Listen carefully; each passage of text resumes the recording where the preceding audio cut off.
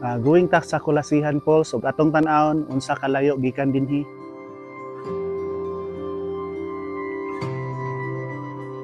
Ang gamot ani sa ilalom, mudagan ito sa layo.